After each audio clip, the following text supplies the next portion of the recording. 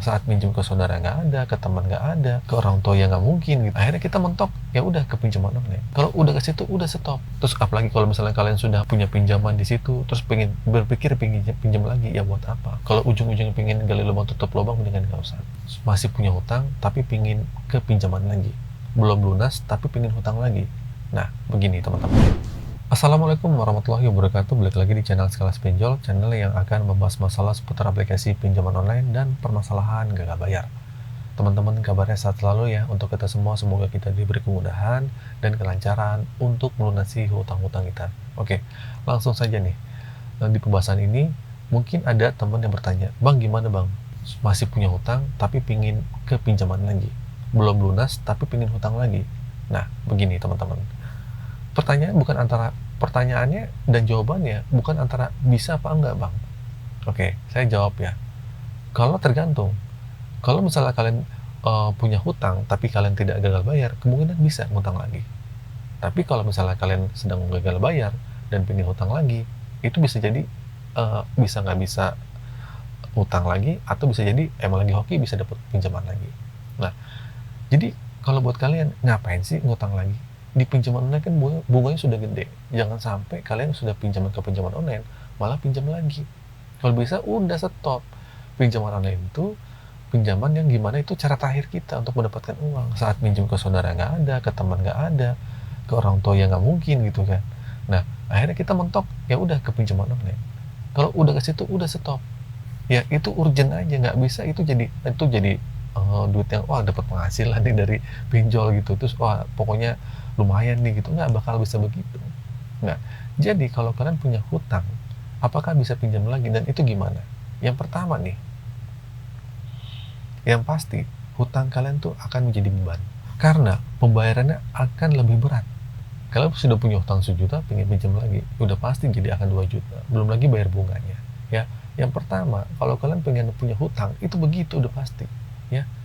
Ya saya nggak tahu ya, mungkin kebutuhan kalian apa, kalian mungkin butuh kebutuhan lain pada akhirnya pinjam ya. Tadi kan jawaban antara bisa atau nggak bisa gitu ya. Ada yang bisa karena begini, ada yang nggak bisa karena begini alasannya.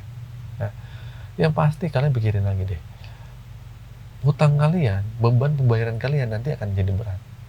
Nah itu yang pertama. Terus yang kedua, ada potensi kalian akan jadi gagal bayar, jadi potensi galbay ya. Karena biasanya orang yang sudah minjem pertama, yang kedua, terus akhirnya minjem ketiga, ujung-ujungnya yang pertama yang kedua itu gagal bayar, gali lubang tutup lubang. Nah alasan juga banyak orang yang mau minjem lagi karena sudah punya hutang, pinjam lagi bisa nggak bang? Ya karena biasanya tuh untuk gali lubang, karena tahu yang pertama itu nggak bakal bisa dibayar, pada akhirnya dia gali lubang.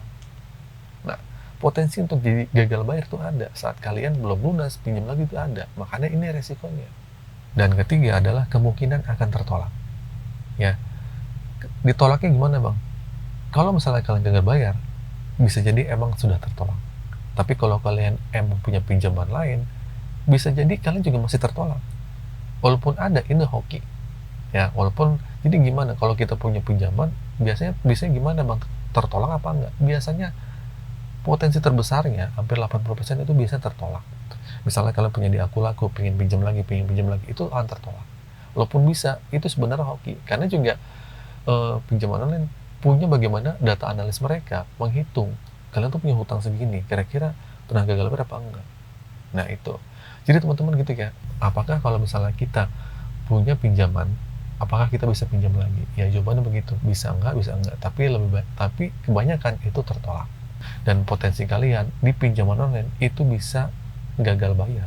Jadi lebih baik kalian lunasi dulu hutangnya, baru kalian pinjam lagi. Dan kebanyakan juga kan kalau di aku laku, kalau misalnya kalau punya hutang, lunasi dipercepat atau sedang punya hutang itu kadang susah untuk pinjam lagi ya. Banyak pinjaman online yang seperti itu, karena juga melihat potensi kalian tuh bagaimana ya, kemampuan kalian. Karena juga dia punya analis sendiri, mungkin dari AI-nya atau dari analis secara manusianya gitu, melihat bagaimana potensi kalian bisa bayar apa enggak ya. Lebih baik sih kalau kalian emang sudah pernah lunas dan sudah pernah minjam, ya udah nggak usah pinjam lagi di pinjaman online ya. Terus apalagi kalau misalnya kalian sudah punya pinjaman di situ, terus berpikir pengen pinjam lagi, ya buat apa? Kalau ujung-ujungnya pengen gali lubang tutup lubang, mendingan nggak usah ya. Oke, itu saja teman-teman video kali ini. Semoga video ini bermanfaat. Akhir kata, assalamualaikum warahmatullahi wabarakatuh.